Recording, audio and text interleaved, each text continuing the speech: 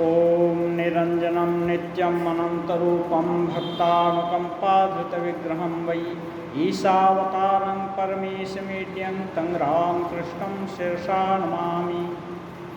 ॐ तव कथामृतं तप्तजीवनं कविभिरीडितं कल्मषापहं श्रवणमङ्गलं श्रीमदाततं भुवि गृह्णन्ति ये भूरिदा जनाः। श्री रामकृष्ण वचनामृत परिच्छेद 19 विजय कृष्ण गोस्वामी आदि के प्रति उपदेश। न जायते म्रियते वा कदाचिन्नायं भूत्वा भविता वा न भूयः अजो नित्यः शाश्वतोऽयं पुराणो न हन्यते हन्यमाने शरीरे। आत्मा अजर और अमर है।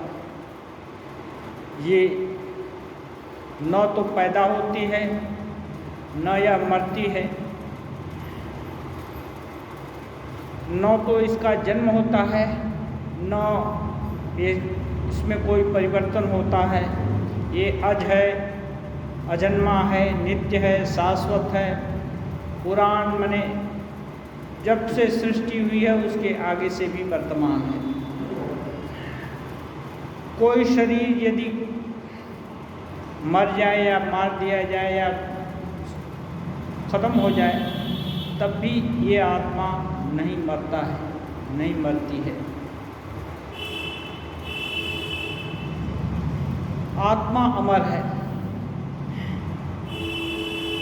इसी की चर्चा परवर्ती प्रसंग में होगी। दक्षिणेश्वर काली मंदिर में श्री विजय कृष्ण गोस्वामी भगवान श्री रामकृष्ण के दर्शन करने आए हैं। उनके साथ 3-4 ब्राह्मण भक्त भी हैं। बृहस्पतिवार 14 दिसंबर 1882 ईस्वी श्री रामकृष्ण देव के परम भक्त बलराम बाबू के साथ ये लोग कलकत्ते से नाव पर चढ़कर आए हैं। श्री रामकृष्ण दोपहर को जरा विश्राम कर रहे हैं। उनके पास रविवार को भीड़ ज़्यादा होती है, इसीलिए जो भक्त उनसे एकांत में बातचीत करना चाहते हैं वे प्रायः दूसरे समय ही आते हैं। श्री रामकृष्ण अपने तख्त पर बैठे हुए हैं। विजय, बलराम मास्टर और दूसरे भक्त उनकी ओर मुँह करके पश्चिमास्य बैठे हुए हैं। कोई चटाई पर तो कोई फर्श पर ही बैठा है। कमरे के पश्चिम ओर के दरवाजे से गंगा जी दिखाई दे रही हैं। शीत ऋतु के कारण भागीरथी शांत तथा स्वच्छ जल से पूर्ण है। दरवाजे के उस ओर पश्चिम का अर्ध गोलाकार बरामदा है। बरामदे के नीचे फूलों का बगीचा और फिर गंगा जी का पुस्ता। पुस्ते के पश्चिम अंश से हटकर पुण्य सलीला कलुषारिणी गंगा मानो ईश्वर मंदिर के पाद मूल को आनंद के साथ धोते हुए बहती जा रही हैं।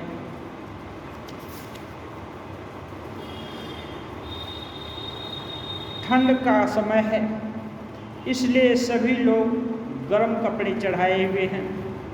विजय को शूल की बहुत पीड़ा होती है, इसलिए वे अपने साथ दवा की शीशी ले आते हैं। बात के कारण बहुत तरह का शूल रोग होता है। दवा लेने का समय होने पर दवा ले लेंगे। इस समय विजय साधारण ब्राह्मण समाज में आचार्य की नौकरी करते हैं। उन्हें समाज की वेदी पर बैठकर उपदेश देना पड़ता है, परंतु आजकल समाज के साथ अनेक विषयों पर उनका मतभेद हो रहा है। क्या किया जाए, नौकरी करते हैं, इसलिए अपनी इच्छा के अनुसार न तो कुछ कर सकते हैं और न कर ही सकते हैं। विजय का जन्म एक अत्यंत पवित्र और उच्च कुल में हुआ है। भगवान श्री चैतन्य देव के एक प्रधान पार्षद अद्वैत गोस्वामी विजय के पूर्व पुरुष हैं।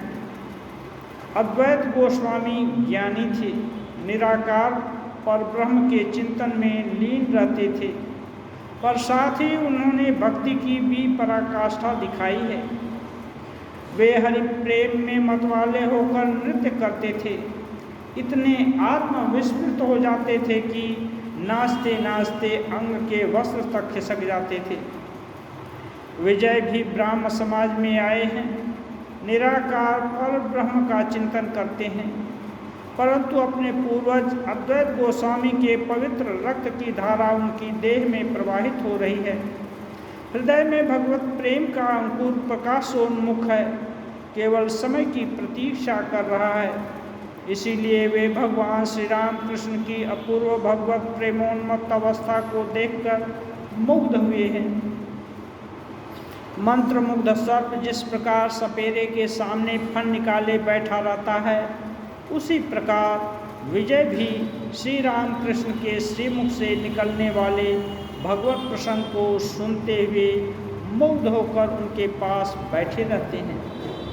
फिर वे जब भगवत प्रेम में बालकों की तरह नृत्य करने लगते हैं, तब विजय भी उनके साथ नाचने लगते हैं।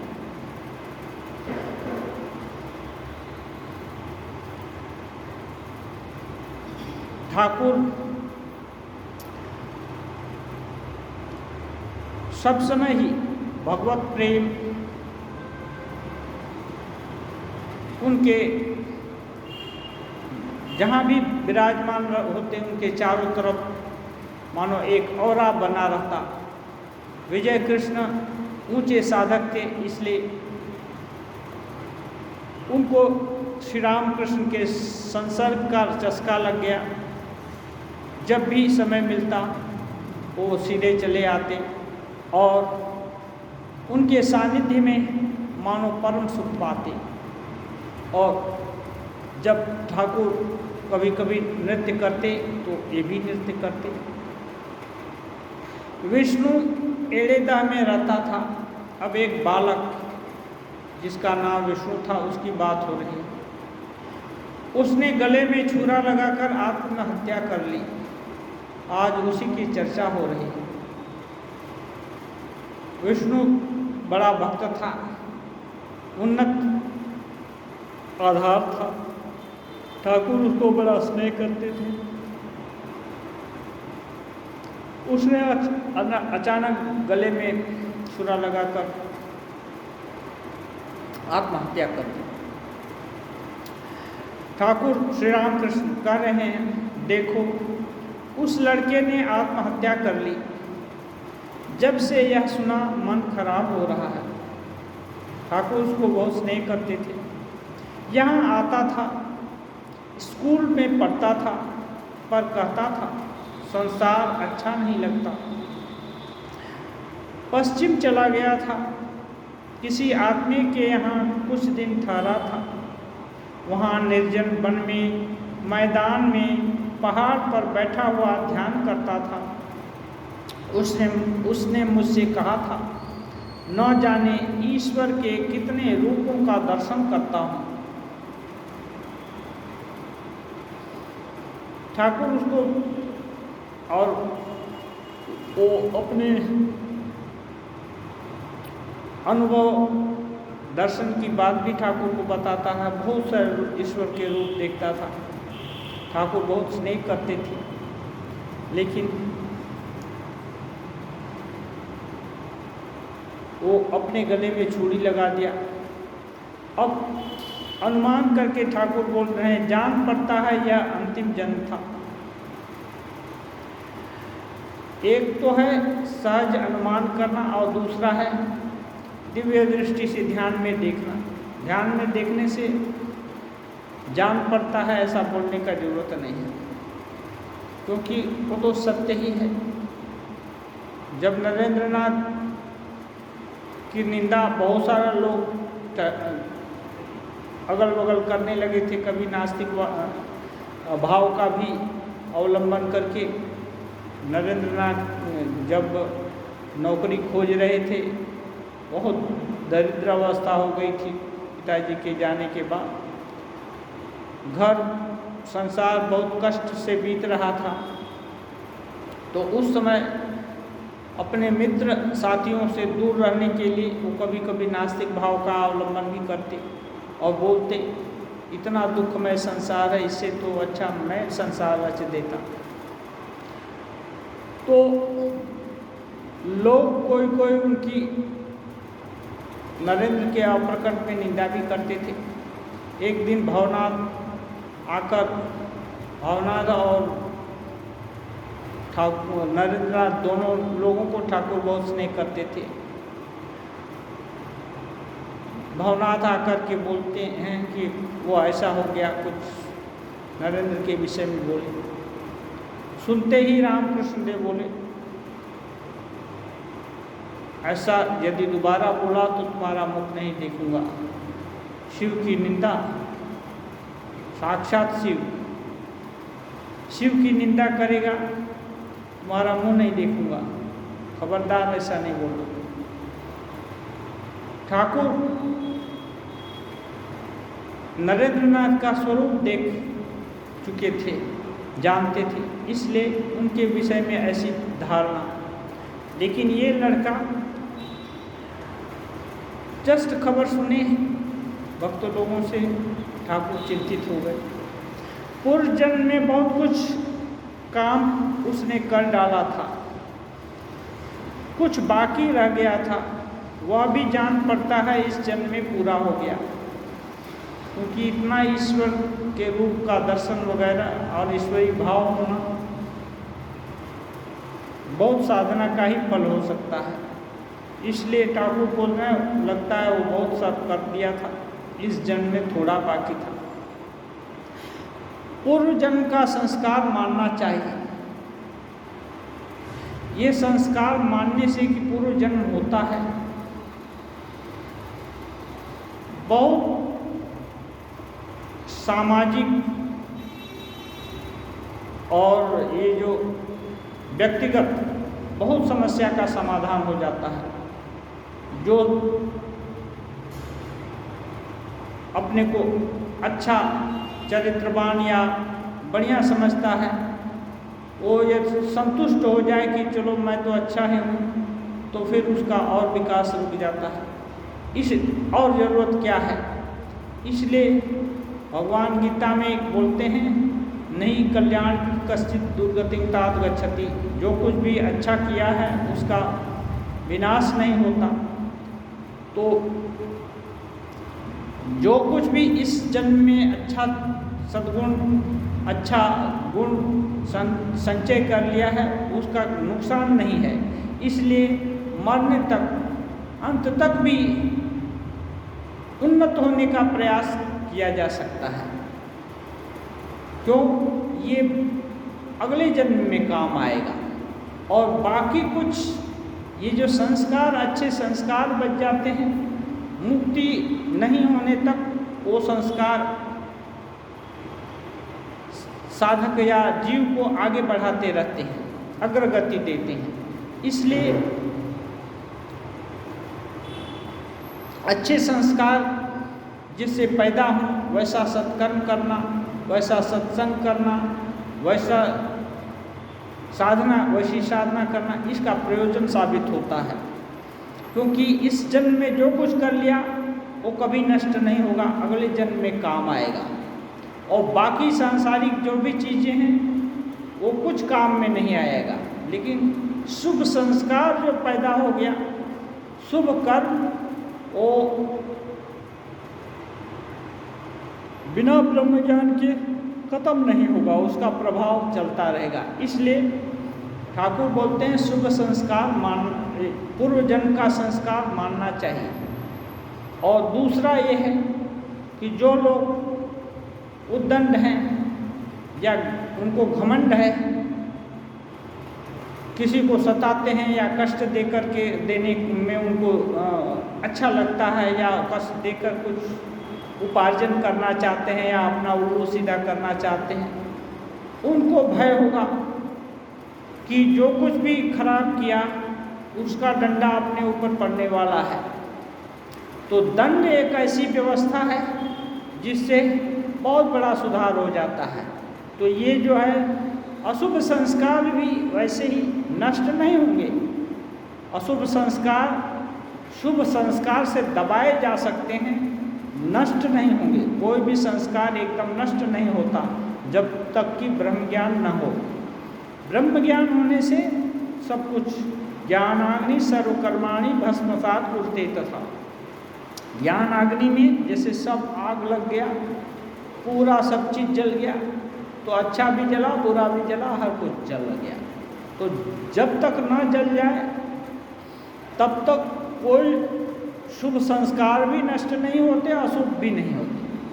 हाँ, लेकिन अशुभ का प्रभाव कम हो जाएगा। जैसे बहुत ज़ोर से हवा चल रही है, अब उल्टा कोई हवा की करे तो उस हवा का प्रभाव नहीं रहेगा। ऐसे ही होता है। रिजल्टेंट शुभ और अशुभ का मिलकर, शुभ का परिमाण ज़्यादा है तो शुभ की तरफ होगा, अशुभ का परिमाण है तो अशुभ की तरफ गति होगी। हाँ, प्रभाव ये होगा। इसलिए ये यदि मान लिया कि पूर्व जन्म होता है और संस्कार सुरक्षित रहते हैं, माने आगे संस्कार का आगे भी संक्रमण होता है इस जन्म से आगे, तो सत्कर्म में, अच्छे कर्म में प्रवृत्ति होगी, अंतिम तक प्रयास करने का उत्साह होगा। नहीं तो जीवन मानो मोनोटोनस हो जाता है, एक खाने कमाने का अच्छा सभी चीज़ मोटा मोटी ठीक ठाक है, तो फिर उसके बाद और उत्साह नहीं रह जाता कि और क्या करना है, हम तो अच्छे हैं। लेकिन और उससे भी अच्छा, उससे भी अच्छा, उससे भी अच्छा प्रयास करेंगे तो अगले जन्म में और उन्नत होंगे। ये है इसका फल। इसलिए ठाकुर बोलते हैं पूर्व संस्कार मानना चाहिए। मैंने सुना है एक मनुष्य 100 साधना करता था। अब ठाकुर एक कहानी बता रहे हैं, कह रहे हैं कि मैंने सुना था एक मनुष्य 100 साधना कर रहा था, घने जंगल में भगवती की आराधना कर रहा था। 100 साधना, स्मशान साधना जो भी ये करते हैं, वो सबके अज्ञात में किया जाता है। वहाँ कोई नहीं रहेगा, भगवान भगवती या जिसकी भी साधना करेंगे वो रहेगा और साधक रहेगा। इसलिए वो जंगल में करता है। इससे क्या है, मन जल्दी एकाग्र हो जाता है, क्योंकि जहाँ कोई बहुत तरह का अवलंबन सुख सुविधा है, वहाँ मन इधर उधर स्कैटर्ड हो जाता है। अब वहाँ कुछ भी नहीं है, कहीं से बाघ आ जाए तो उसको वो भी खा लेगा, कहीं से सांप आ जाए तो डस लेगा, कहीं से और भी कुत्ते आ जाए, जंगली कुत्ते, तो सब काटने लगेंगे। हाँ, कहीं भी कुछ भी अघटन घट सकता है। एकमात्र इष्ट देवता या इष्ट देवी ही सहाय रूप से हैं। तो जिसका इतना विश्वास हो गया उसको डर नहीं लगेगा और वो साधना करेगा। जैसे ही डरा, मन दिख गया, वैसे ही कितने साधक लोग पागल हो जाते हैं, कितने ये हो जाते हैं, सारा जन्म वृथा चला गया। इसलिए 100 साधना वगैरह ये सब साधना ठाकुर भी सबको करने के लिए नहीं बोलते थे। इसके लिए उपयुक्त साधक को वही कर सकता है, बाकी का नुकसान ही होता है ये। लेकिन इसमें उन्नति बहुत जल्दी हो जाएगी, क्योंकि और कोई अवलंबन नहीं है और कोई सपोर्ट नहीं है, इसलिए मन तुरंत एकाग्र हो जाएगा। तो घने जंगल में भगवती की आराधना कर रहा था, परंतु वह अनेक प्रकार की विभीषिकाएं देखने लगा। अब डर होने से विभीषिका दिखने लगती है। डर नहीं होता तो कोई विभीषिका नहीं हो। भगवती जो सर्वशक्तिमती हैं, सर्वशक्तिमान है, उनका चिंतन जो कर रहा है उसको और डर क्या है। हाँ, वो तो रेडी है कि माँ आओ, चाहे सुख दो या दुख दो, उसको हजम कर लो, कोई बात नहीं। तो ऐसे आदमी को कहाँ डर लगेगा। लेकिन ये व्यक्ति अनेक प्रकार का विभीषिका देखने लगा, डर होने लगा। अंत को उसे बाघ पकड़ ले गया। कल्पना करेगा कहीं बाघ न आ जाए, तो कल्पतरु के नीचे बैठे हैं। हम लोग बचपन में सुनते थे कहीं कल्पतरु है, वो कहीं घूमते घामते यदि उसके पास चले जाएं हम लोग, जंगल अंगल में होता है, कहीं न कहीं तो कोई बीज पड़ा होगा, तो वहाँ जो भी अच्छा चीज़ चाहेंगे वो सब मिल जाएगा। जब छोटे पर कहानी कल्पतरु का सुने, लेकिन कल्पतरु बाहर हो या न हो, इंद्रासन में बोलते हैं स्वर्ग में होता है, हाँ हो या न हो, लेकिन भगवान तो कल्पतरु है ही, वो सबके हृदय में विराजमान है, सबका अस्तित्व ही भगवत अस्तित्व है। उनको बढ़ करके और कल्पतरु कौन हो सकता है? वो सर्वसमर्थ है, सर्वशक्तिमान है, सर्वज्ञ है, सब कुछ है उनके अंदर। फिर उनकी इच्छा हो तो क्या अप्राप्य हो जाएगा? इसलिए यदि वो कल्पना करेंगे कि नहीं भगवान की प्राप्ति हो, भगवत स्वरूप की उपलब्धि हो, सामने हो, भीतर में हो, तो वो भी होगी। और नहीं कल्पना करेंगे कि कहीं बाघ के रूप में आ करके कोई खा ना जाए, तो बाघ भी आ जाएगा। और जैसे ही कल्पना करें, क्योंकि मन एकाग्र हो गया है, एकाग्रता में शक्ति है, तो अब ये शक्ति का प्रयोग अभी गलत जगह पर हो जाएगा तो अपना ही सर्वनाश होता है। इसलिए बाघ बन करके बाघ उठा ले गया। वहीं एक और आदमी बाघ के भय से पास के एक पेड़ पर चढ़कर बैठा हुआ था, वहीं पर बैठा हुआ था। सौ तथा पूजा की अन्य सामग्रियां इकट्ठी देखकर वह उतर पड़ा।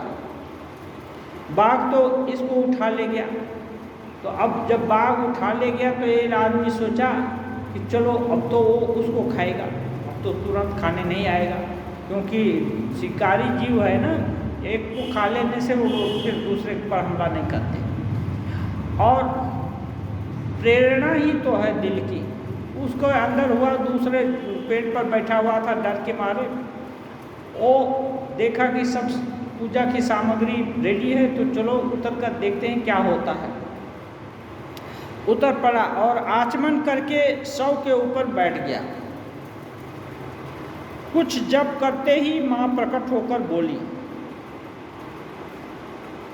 थोड़ा सा ही जप किया, जो भी भगवान का नाम या माँ का नाम मालूम होगा उसको दिया, और तुरंत माँ प्रसन्न हो गई। बोली, मैं तुम पर प्रसन्न हूँ, वर मांगो। अब ये व्यक्ति क्या करेगा? माता के पाद पद्मों में प्रणत होकर वह बोला, माँ को प्रणाम किया और फिर बोला, माँ एक बात पूछता हूँ, तुम्हारा कार्य देखकर बड़ा आश्चर्य होता है। उस मनुष्य ने इतनी मेहनत की, इतना आयोजन किया, इतने दिनों से तुम्हारी साधना कर रहा है, पर तो उस पर तुम्हारी कृपा न हुई, तुम उस पर प्रसन्न नहीं हुई, पर तुम मुझ पर प्रसन्न हो गई। मैं साधन भजन ज्ञान भक्ति आदि कुछ नहीं जानता, फिर भी मुझ पर प्रसन्न हो गई। भगवती हंसकर बोली, बेटा तुम्हें जन्मांतर की बात याद नहीं है। तुम जन्म जन्म से मेरे लिए तपस्या कर रहे हो। उसी साधना के बल पर इस समय तुम सब कुछ तैयार पाए और मेरे दर्शन भी पाए। अब कहो क्या वर चाहते हो? मैंने इतने जन्म जन्म से माँ को पाने के लिए वो ये साधना, ये व्यक्ति जो रात को बैठा हुआ है, नहीं तो ये भी रात को क्यों जाता? ऐसा योग हो गया कि जाकर बैठा तो था डर करके, साधना करने भी नहीं गया था, किसी संयोग बस चला गया होगा और डर लगा तो पेड़ पर चढ़ कर के बैठ गया। लेकिन माँ बोल रही है कि उसी साधना के बल पर जन्म जन्म मेरे मुझको पाने के लिए तुम तपस्या किए, उसके साधना के बल पर ये सब योगायोग हो गया। ये ठाकुर के भी जीवन में हुआ। ठाकुर को जब जिस साधन पद्धति का जरूरत है, जिस सामान का जरूरत है साधना के लिए, हर सामान सब जुटा देती। भैरवी ब्राह्मणी कितने कठिन कठिन जुगाड़ तंत्र के सब वो कहाँ से जुटा ले आती। ठाकुर को कुछ नहीं करना पड़ता, केवल माँ का आदेश समझ मान करके और चुपचाप फॉलो कर लेती और तुरंत वो सिद्धि 3 दिन में ही सिद्ध हो जाती। हर चीज़ उनको मिल जाता। इसलिए अनन्य जो है या हर समय जो ये किया है, इसलिए जितना भी इस जन्म में कोई तीव्रता हम लोगों की है भगवान को पाने की, जितना भी किया यदि सही ढंग से किया या जितना भी हो सका अपनी सबका तीव्रता तो अलग अलग है। कोई बहुत किसका मरकट विश्वास है, जैसे अपना गिरीश बाबू का था। हाँ, तो 1 रुपया 5 आना उनका विश्वास। तो इतना तो सबका नहीं होता, तो जितना है अपना संबल उससे ही तो अपने को आगे बढ़ना है। 2 आना है या 1 आना है, उसी से आगे बढ़कर उसी में 1-1 पैसा यदि बढ़े, वर्षों वर्षों में 1-1 पैसा भी बढ़े तो 50 साल में 50 पैसा तो बढ़ गया, आधा तो हो गया। इसलिए कोई भी कदम जो अच्छा है ना, वो श्रेष्ठ कदम, वो खराब नहीं है। इस हाँ, तो ये जो प्रयास है ये आगे आगे के जन्म में या आगे आगे के समय में अपने को इतना बल देगा जिससे अपनी नौका पार हो जाएगी। मुक्त पुरुष का शरीर त्याग। अब उस लड़के के शरीर त्याग का बात चल रहा था, इसलिए एक भक्त बोल उठे, आत्महत्या की बात सुनकर बड़ा भय लगता है। कोई अपने गला में सूली लगा दे तो बहुत कष्ट की बात है। हाँ, हाथ में लग जाने से ही आव होने लगता है, गले में लगने से तो बहुत कठिन बात है। और वो भी क्या माने कष्ट हुआ होगा। श्री राम कृष्ण, आत्महत्या करना महापाप है। ठाकुर बोल रहे हैं आत्महत्या जो भी कोई करता है बहुत महापाप है। घूम फिर कर संसार में आना पड़ता है और वही संसार दुख भोगना पड़ता है। जब कोई आत्महत्या करता है उस समय सारा जिंदगी की ग्लानि से मानो ग्रसित हो जाता है और कुछ भी नहीं दिखाई सुन करके अब इस दुख से कैसे निपटारा पाएं, इसलिए अपने गले में डोरी लगा दिया या छुरा भोंक लिया या बिजली आजकल पकड़ ले सकता है, बहुत सारा चीज़, या कोई नदी में कूद जाता है, कोई ऊंचाई से गड्ढे में गिर गया या कुछ भी होगा, कुछ भी अघटन करने का सोच लेता है और वैसा कर बैठता है, जो वो त्रस्त हो जाता है समस्या का समाधान पाने के लिए और ऐसा गलत स्टेप ले लेता है। तो बोलते हैं ऐसा जो कुछ भी करता है वो बहुत महापाप है और बार बार घूम फिर कर आना पड़ेगा। क्यों आना पड़ेगा? इस संसार में इसलिए आया है आदमी। तुरायानंद जी महाराज बोलते हैं इस जन्म, जब आत्मा मुक्त ही है तो जन्म धारण करने का क्या जरूरत। जीवन मुक्ति सुख प्राप्ति एक ऐसा ये है, जीवन मुक्ति विवेक एक किताब है। तो बोलते हैं जीवन मुक्ति सुख प्राप्ति हेतवे जन्म धारिता। जीवन मुक्त, इसी जन्म में जीवन मुक्त हुआ जा सकता है। यद्यपि हम लोग बद्ध हैं फिर भी इसी जन्म में हम मुक्त हो सकते हैं। इसी के लिए जन्म धारण का प्रयोजन है। अब जिस प्रयोजन से जो कुछ मिला या काम किया गया वो प्रयोजन यदि सिद्ध नहीं हुआ तो फिर बार बार उसको करना पड़ेगा ना प्रयास। अब जन्म मनुष्य का इसलिए हुआ कि अपने स्वरूप का अनुसंधान करे या उसकी तरफ आगे बढ़े या पाए। और गले में छुरी लगा दिया, माने एकदम हताश निराश और कुछ ये हो गया, तब वो उसको और छोटा भोग योनि, कुत्ता बिल्लिया जो है वो नारकी योनि बोलते हैं, माने नर से अधम योनि को नारकी योनि बोलते हैं, ऐसी योनि मिलेगी। अब भोगते भोगते जब ये होगा तो फिर सत्कर्म का प्रभाव ज़्यादा होगा तो मनुष्य जन्म मिलेगा और तब फिर प्रयास करेंगे। इतना अच्छा सुअवसर मिला हुआ खो दिया, इसलिए ये अपने पैर अपने ही हाथ से अपने पैर पर क्या है तो गले में कुल्हाड़ी मारना हो गया।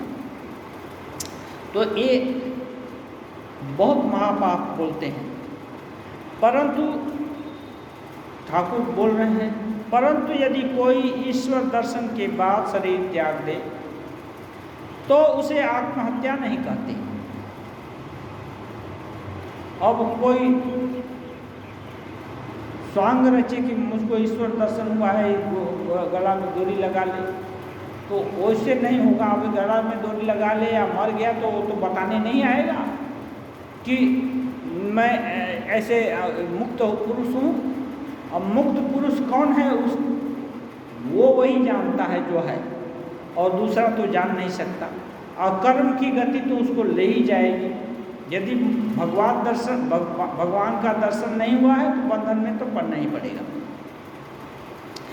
उस प्रकार के शरीर त्याग में दोष नहीं है। ज्ञान लाभ के बाद कोई शरीर छोड़ देते हैं। जब मिट्टी के सांचे में सोने की मूर्ति ढल जाती है तब मिट्टी का सांचा चाहे कोई रखे या तोड़ दे। अभी सोना का कैसे एक कारोबार करते हैं, लोग सुनते हैं मिट्टी का सांचा बनाते हैं या विभिन्न, ये क्या है, प्लास्टर ऑफ पेरिस, इसका बहुत सारा चीज़। प्लास्टर ऑफ पेरिस का तो सांचा हम लोग भी बना करके कुछ मोनोग्राम बनाते हैं, तो सांचा में बना लिया, फिर उसको बस और प्लास्टर ऑफ पेरिस को तोड़ दिया। तो ऐसा होता है। और कभी कभी बार बार बनाया जा सकता है तो उस सांचा को रख भी देते हैं, मोनोग्राम फिर से बना लेंगे। तो ठाकुर बोलते हैं सोने की मूर्ति यदि ढल गई फिर और ज़रूरत नहीं है, मिट्टी का जो सांचा बनाया था उसको तोड़ दिया, कितना सांचा रखेंगे। कई वर्ष हो गए,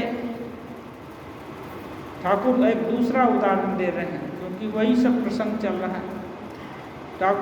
कई वर्ष हो गए, वारानगर से एक लड़का आता था, उम्र कोई 20 साल की होगी, नाम गोपाल सेन था। जब यहाँ आता था तब उसको इतना भाव हो जाता था कि हृदय को उसे पकड़ कर रखना पड़ता था कि कहीं गिरकर उसके हाथ पैर टूट न जाए। अभी ठाकुर को देखकर तुरंत उसको उद्दीपन हो जाता था।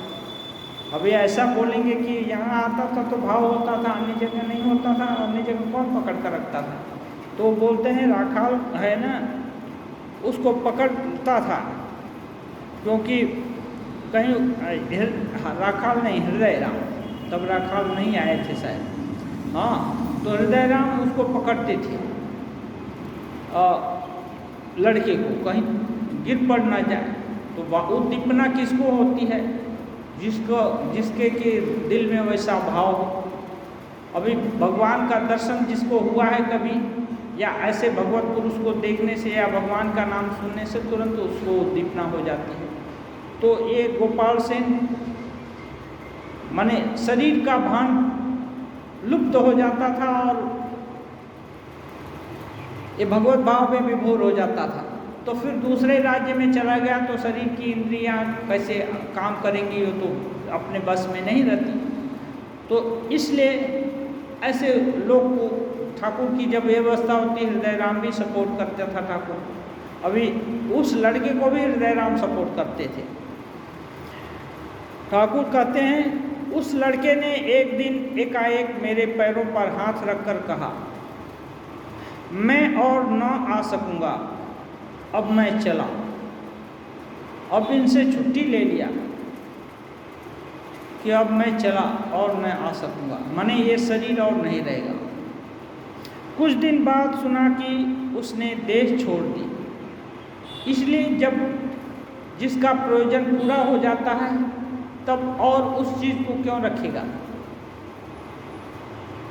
आत्मानं चेद विजानीयात् अयम् अस्मीति पुरुषः किमिच्छन् कस्य कामाय शरीरम अनुसंजरे। बोलते हैं बृहदारण्यक उपनिषद में, आत्मानं अपने को यदि विजानीयात् जान गया, किमिच्छन् किसके इच्छा के लिए, कस्य काम आया किसकी कामना के लिए, शरीरम अनुसंजरे शरीर का ये करे पालन करे, तब शरीर पालनीय है, ये रखने योग्य है, ऐसा कुछ बोध नहीं रहता, इसका काम पूरा हो गया है, तब ये रहे या जाए, उस साधक का इसमें कोई रुचि नहीं होती। जैसे सभी जगह, अभी जैसे कल ठंडा था, पूरा जगह एसी लग गया है तो भगवान का, तो अभी एसी चलाएं या ना चलाएं, किसी के घर में है, सब जगह ही तो ठंडा है, तो एक ही बात है, उसका ज़रूरत नहीं है। इसलिए हमको लगता है शीतकाल में कितने लोग एसी बंद भी कर देते हैं, तो सब चारों तरफ ठंडा है। तो ऐसे ही यदि शरीर का प्रयोजन खत्म हो गया तो भला शरीर का बचा रहे, इसको प्रयास करके बचाए रखना, इसकी ज़रूरत खत्म हो जाता है। अनित्यम असुखम लोकम इमं प्राप्य भजस्व, इसलिए बोलते हैं इस प्रकार अनित्य और असुखकर ये जो देह है, संसार है, सुख देने वाला नहीं है, इसलिए इसको ऐसा मान करके जान गए। भजस्व मां, भगवान बोलते हैं मेरी भजना करो, माने भजना करो माने मुझको याद करो, क्योंकि मैं ही तुम्हारा स्वरूप हूँ, मैं ही तुम्हारी आत्मा हूँ। तो जो भगवान है, भगवान को याद करो, तब क्या है, वहाँ चिर सुख रहेगा, चिर शांति रहेगी। श्री राम कृष्ण जीव 4 दर्जे के कहे गए हैं, बद्ध, मुमुक्षु, मुक्त और नित्य। संसार मानो जाल है और जीव मानो मछली, 4 तरह के, बद्ध, मुमुक्षु, मुक्त और नित्य। अब उदाहरण देते हैं मछली पकड़ने का। तो संसार मानो जाल है जो मछली को पकड़ता है, और जीव है मछली। अब संसार में मछली पकड़ गई। ईश्वर यह संसार जिनकी माया है, मछुए हैं। जो मछुआ है, जाल का मालिक है, वो कौन है, ईश्वर है, क्योंकि उनकी ही माया है, उनकी ही माया का माया जाल है, और यही माया जाल ही तो संसार है। जब मछुए के जाल में मछलियाँ पड़ती हैं, तब कुछ मछलियाँ जाल खींचकर भागने अर्थात मुक्त होने की कोशिश करती हैं। कोई मछली पकड़ने वाला जब जाल फेंकता है तो उसमें लगता है कि कुछ मछलियों के आवागमन में बाधा होती है, तो सोचते हैं कि कुछ गड़बड़ है, तो कुछ मछली इस अवरोध से दूर भागने की चेष्टा करती हैं। उनमें सभी भाग नहीं सकती, लेकिन सब भाग नहीं पाती, क्योंकि इधर भागे कि उधर भागे, इसी दुविधा में उल्टा तरफ भागने से तो जिधर से जाल आ रही है उसका उल्टा तरफ, तो किधर उल्टा है किधर सीधा तरफ है उनको तो पता नहीं है, इसलिए फंस जाती है। तो ठाकुर बोलते हैं सभी मछलियाँ भाग नहीं सकती, 2-4 मछलियाँ ही धड़ाम से कूदकर भाग जाती हैं, जो कि इधर उधर नहीं करके जंप ले लेती है जोर से। अब जाल का तो एक जो लंबाई चौड़ाई है, अब उससे जाल के लंबाई से बाहर गया तो फिर निकल गया, तो कूद कर भाग जाती हैं। तब लोग कहते हैं वह बड़ी मछली निकल गई। ऐसे ही 2-4 मनुष्य मुक्त जीव हैं जो कि जाल में फंसते ही नहीं, सीधा जाल पड़ने से ही जोर से भाग जाते हैं। जाल क्या है? ये संसार है। संसार सत्य है ये मालूम हो गया तो जाल में फंस गए।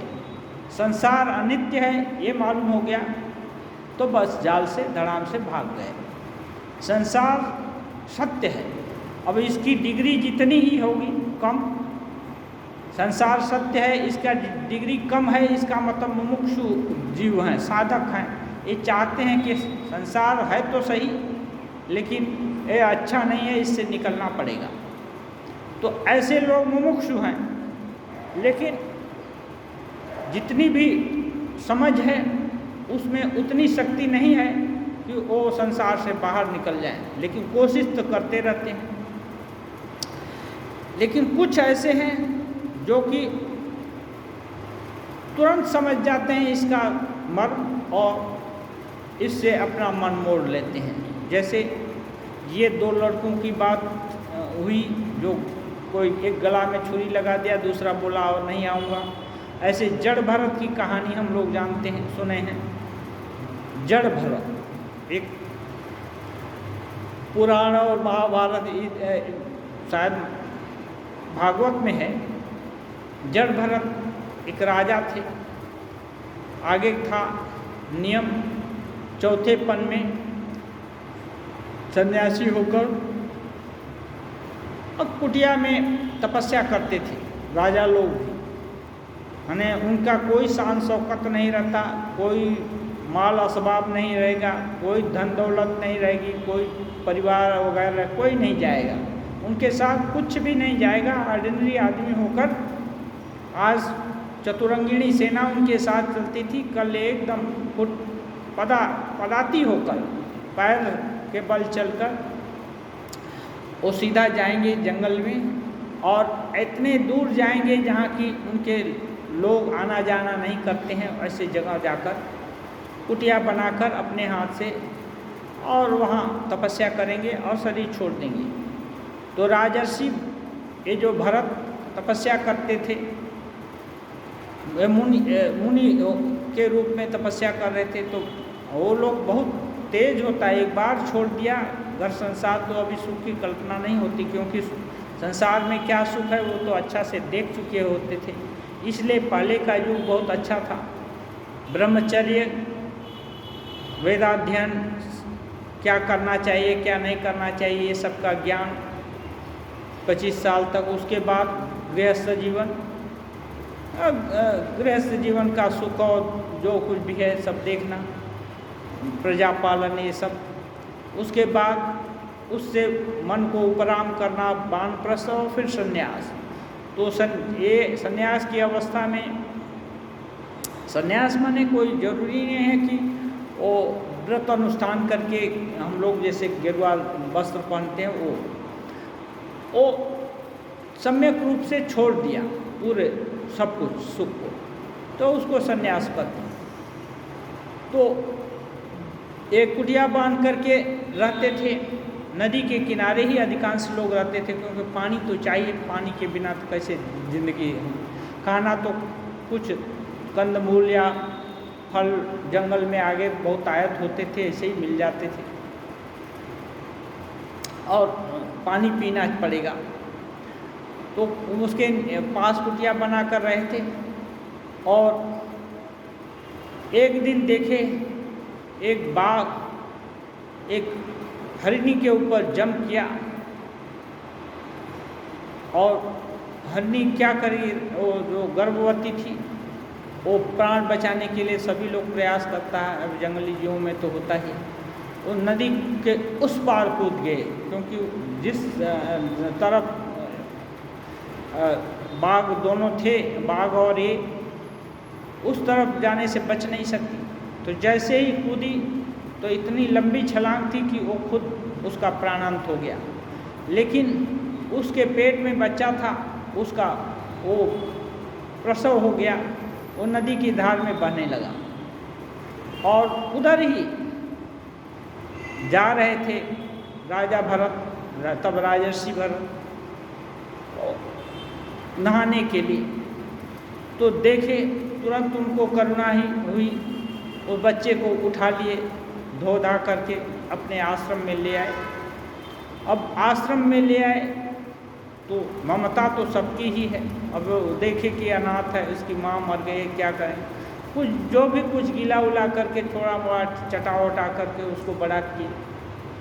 जब बड़ा हो गया तो थोड़ा मोड़ा हरकत करता था, वो जब ध्यान करते तो जाकर सिंह से कुरेदता, माथा से कुरेदता, क्योंकि वो भी बच्चा है और कहीं नहीं जाता था, क्योंकि वो और कुछ तो देखा नहीं है।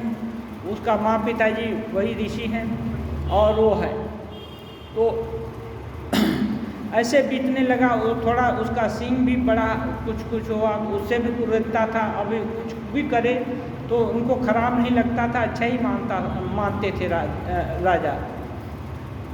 वो एक दिन जंगल में तो कभी कभी पशुओं का झुंड भी चलता है, तो एक दिन उसके ही जैसा हरिणों का झुंड बहुत आया, तो ये बच्चा देखने लगा। देखा तो उसके जैसे और बच्चे कूद रहे थे, तो इसको बड़ा अच्छा लगा। अब जाति संस्कार उमड़ पड़ा और ये उनके पीछे दौड़ने लगा। तो पीछे से देखे ये सोचे कि ये बच्चा तो हमारे कुटिया में पला हुआ है, इसको तो दौड़ना भागना आता नहीं है, कहीं बाघ ना खा जाए, कहीं शेर ना खा जाए, क्योंकि जंगली जो बच्चे हैं वो तो बहुत दौड़ते हैं जान लगाकर, ये तो नहीं दौड़ पाएगा। और ये उसको नाम से बुलाते बुलाते दौड़ते दौड़ते जा रहे हैं।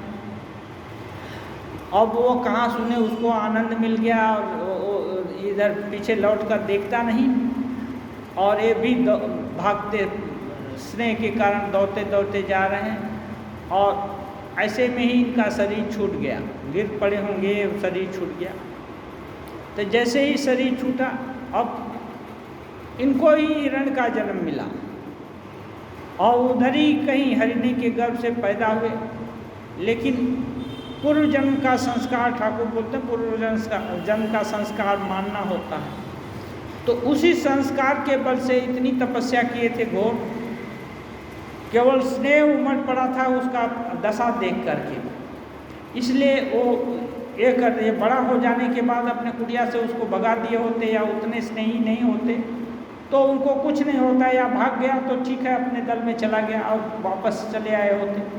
लेकिन अभी उनको स्नेह हो गया, उसके भी चिंतन कर रहे हैं उसका भविष्य का क्या होगा। अब यही करते करते उनका प्राणांत हो गया, तो हरिण का शरीर मिला।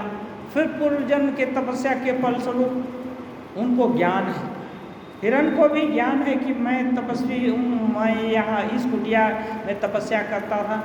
वो बच्चा वो उसी कुटिया के आसपास घूमता रहा और बड़ा होगा। कालक्रम से उसका शरीर पतन हुआ। फिर पहले की ही तपस्या के बल पर अगले जन्म में ब्राह्मण के घर में उसका जन्म हुआ। और जैसे ही जन्म हुआ वो ठीक किया कि अब जाल में नहीं फंसना है। ये जो बोलते हैं ना जाल में फंसना, तो ये संसार जाल है, इसलिए वो ठीक किया और जाल में नहीं फंसना है। माने क्या, जाल में कई इंद्रियों के जो संसर्ग से ही जाल में फंसते हैं, तो ठीक किया और वाणी से कुछ नहीं बोलेगा। तो लोग बोलना ही बंद कर दिया, शुरू में ही भी नहीं किया, तो लोग और माँ पिताजी सोचते हैं गूंगा हुआ।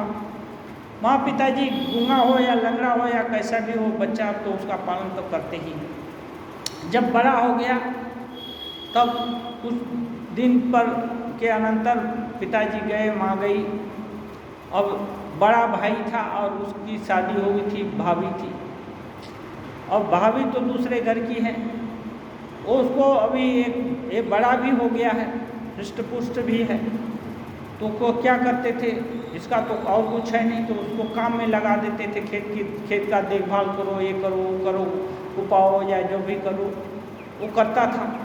और जो कुछ भी सूखा रूखा चीज़ जो बचा रहता था उन दोनों स्वामी स्त्री के खाने पीने से वही चीज़ इनको दिया जाता था प्रसाद के रूप में इस लड़के को।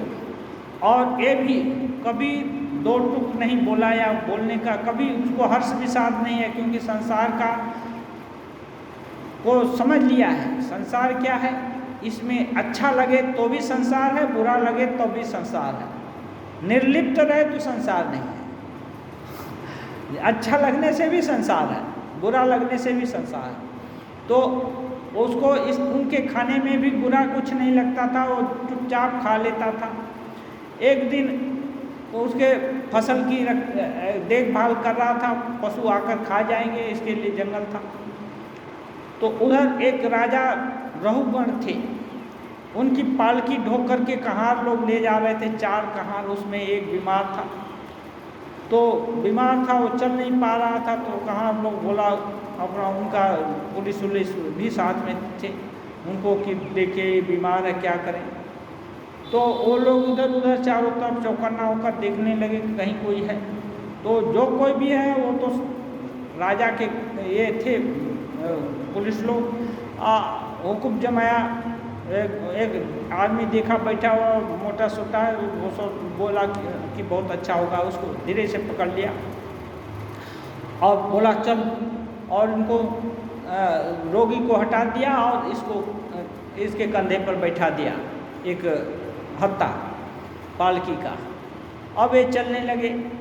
तो इनका तो भले ही गूंगे जैसे दिखते थे, मूर्ख जैसे दिखते थे, लेकिन थे तो आत्मज्ञानी। उनको ज्ञान था, पिछले जन्म का ज्ञान था, केवल थोड़ा सा बाकी था, इसलिए नहीं मुक्त हुए थे। हरिण के स्नेह से फिर ये हरिण हुए, फिर अभी उस संस्कार को कटाने के लिए आदमी का जन्म हुआ। तो ये क्या किए, देख देख कर, ये बोलते हैं सर्वभूत हिते रहता। जो संत महात्मा या आत्मज्ञानी पुरुष हैं वो सभी का कल्याण चाहते हैं। अब जब सभी का कल्याण चाहते हैं तो जहाँ जिस मार्ग पर जा रहे हैं उसमें भी बहुत सारा जीव जंतु दिख रहा है, चींटी वगैरह, उसको बचा बचा करके चलते थे। और पालकी नहीं ढोएंगे ये भी नहीं बोले, क्योंकि मानना ही है इनको।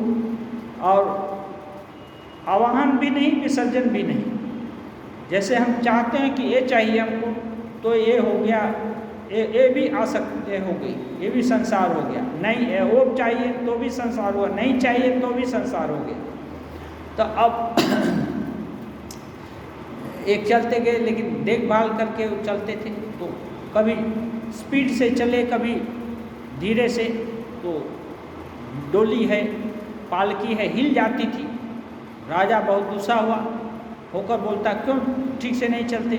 तो वो लोग बोलता कि हुजूर हम लोग नहीं, हम लोग ठीक ही चल रहे हैं, लेकिन नया जो कहार आया है ना ढोने वाला, वही गड़बड़ करता है। राजा को डांट देता। फिर कुछ देर धीरे धीरे चलते, सही ढंग से चलते, ताल में ताल मिलाकर चलना पड़ेगा ना, 4 लोग चलता है। फिर कभी कुछ देखे नीचे तो फिर ताल बिगड़ जाता था। ऐसे कई बार राजा डांटा, आँख लाल पिला करके। उसके बाद गुस्सा हो गया, बोला रोको, जानते नहीं मैं कौन हूँ, मैं तुमको अभी ख़त्म कर दे सकता हूँ।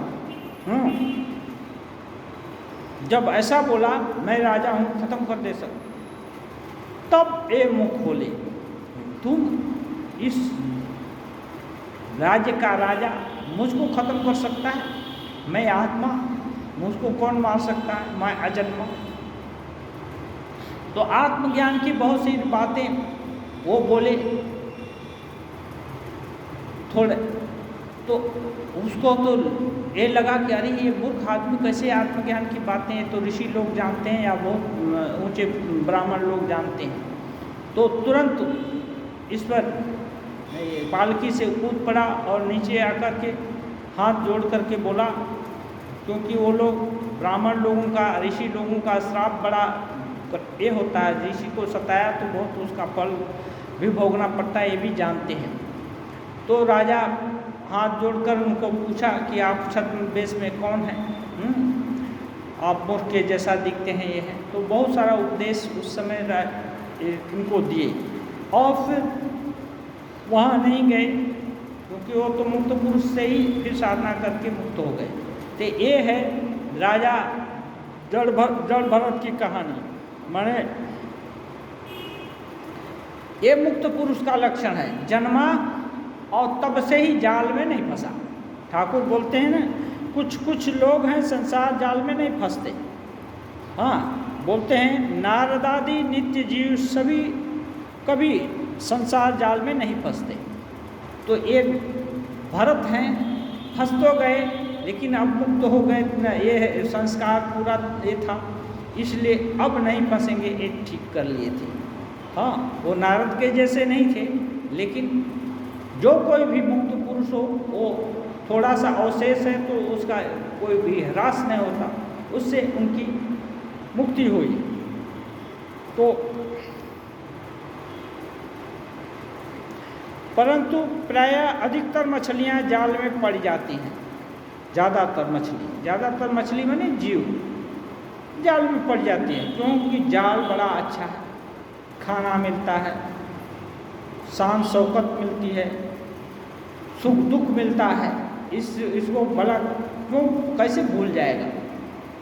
कोई चीज़ काटे तो उसके प्रति गुस्सा क्यों नहीं आए?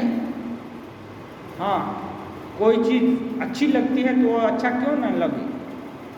इसलिए ये बड़ा विचित्र पहेली है कि इससे तुरंत भाग जाना मुश्किल है। इसलिए अधिकांश मछलियाँ फंस जाती हैं, फिर भी उन्हें होश नहीं कि जाल में पड़ी हैं। जाल में फंस गई हैं लेकिन उनको होश नहीं। कैसे?